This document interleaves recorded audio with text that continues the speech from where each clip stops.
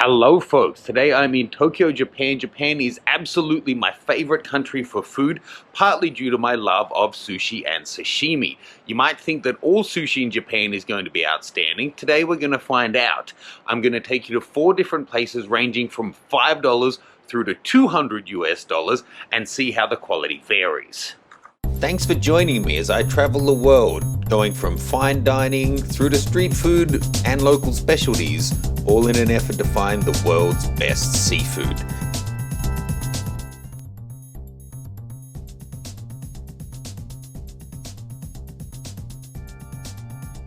So first up, we're going to go for a $5 pack of sushi from one of the convenience stores. Convenience store food in Japan is actually really fantastic, but let's see how this stacks up. So at about $5, I'm not sure that we can really expect too much from this, but you can see there is a lot of food there and a variety of different kinds of fish. It all looks colorful. To be honest, it looks reasonably well presented, and it comes with a side of soy sauce, fake wasabi, and ginger. Jumping in, I would not wish this on anyone, apart from the crab being fake crab stick. The fish was okay, but obviously not at the top quality and, disappointing considering the quality you can get in Japan. But the rice was a big shocker. It was just terrible. I mean, the fact that this stuff needs to last a couple of days in the convenience store means that they over vinegar it, that it's overly moist so that it isn't dried out by the time someone buys it on the last day of its shelf life. Really quite horrible. In the end, I ate most of the fish and left most of the rice. Now the standing sushi, it was really cramped getting in. It was an in and out kind of affair.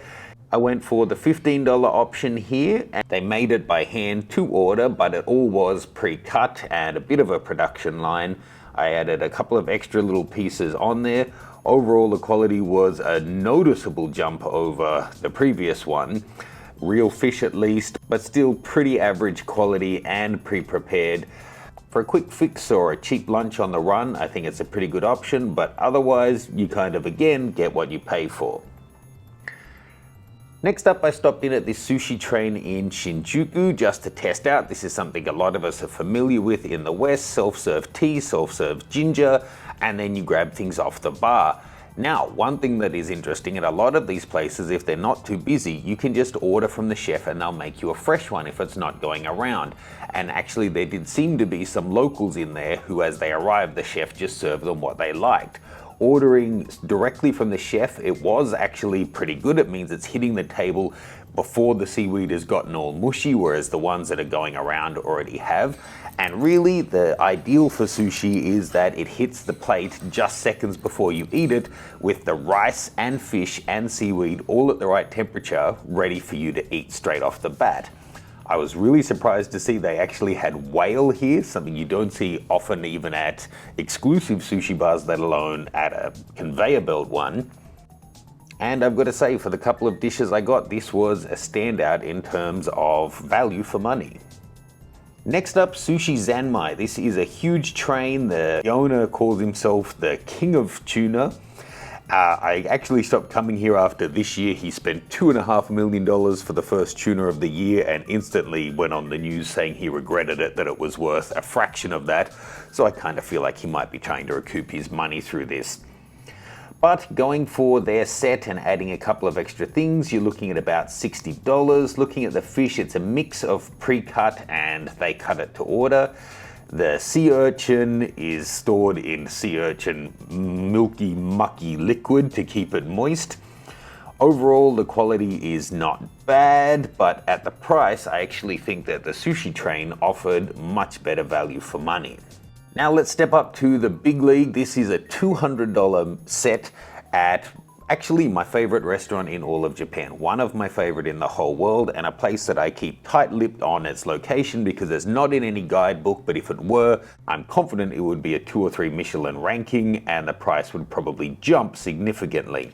Here, the rice is perfectly timed. It's perfectly seasoned, it's got just the right amount of vinegar, it comes out ready to eat. Everything that comes out of the kitchen has been cooked perfectly, hits the table at the right temperature. The cuts of fish are at the highest quality. This is the kind of place that you read about where the chef goes to the fish market every morning, chooses his own cuts, and spends 6 days a week, 18 hours a day at the restaurant, getting everything perfect so that when the guests come in, they have a flawless meal. And they have a personal relationship with all their regular diners. If you prefer something, like it prepared a different way, they'll just remember that. In fact, this chef still has the first business card I gave to him 10 years ago when I first visited the restaurant. And much like us as photographers love to have good gear as you get up in your craft, he's using a $5,000 custom sashimi knife inlaid with silver made by one of the most exclusive places in all of Japan. Here you're paying for the quality of the fish, the knife skills, and the rarity of some of the things, or not rare as in endangered, but how uncommon you see them, like the giant octopus sucker. The quality of the wasabi, the quality of the sea urchin, everything is absolutely first rate. So $200 is a lot of money to spend, but if you look at it, in my opinion, in terms of overall quality of service, experience, and food, it's absolutely right up there in terms of value for money. Okay folks, so having tried a bunch of different sushi on this trip, I think I can safely say the price is coming down to several things. And this is assuming that you exclude like trendy stuff where it's just the chef's name that is charging you a fortune. Of course, it depends on the quality and cut of the fish and the skill of the chef, no question about that. Then how good it is has a lot to do with how quickly prepared it is and how it's presented to you. So at the higher end places, they make it to order and it's sat in front of you at the right temperature, ready to eat.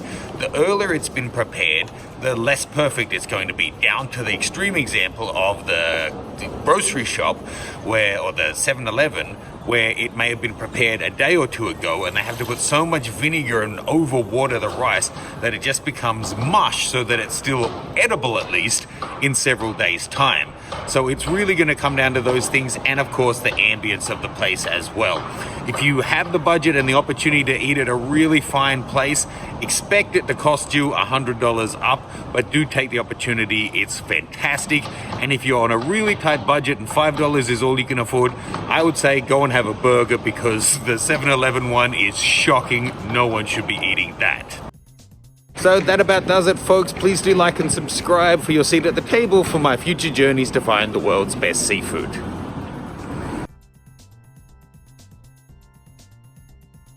And now, time for some more testing.